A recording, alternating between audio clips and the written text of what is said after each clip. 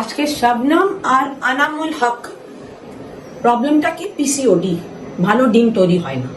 রামগঞ্জে শুনলো, যত রামগঞ্জে বাচ্চা হয়েছে সব ফ্যামিলি ক্লিনিক ইনফার্টিলিটি সেন্টার থেকে। বেশি দেরি করেনি, 5 বছর পরে চলে এসছে।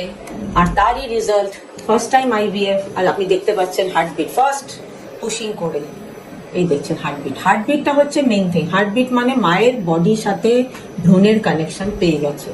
আমি সবসময় লোকেদের বলি দেরি করবেন না, দেরি করলে ডিমের কোয়ালিটি খারাপ হয়, অযথা অনেক বেশি মেডিসিনের খরচা, ভালো ভ্রূণ তৈরি না হওয়া, এটা ওয়েস্টেজ অফ টাইম।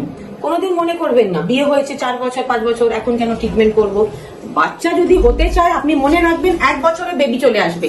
যদি 1 বছরে বেবি আসছে না, জানবেন প্রবলেম আছে। আর কোভিড এর পরে আমি দেখছি IUI আর আলতু ফালতু ওষুধ খেলে কারো হচ্ছে না। Just believe me. Thank you.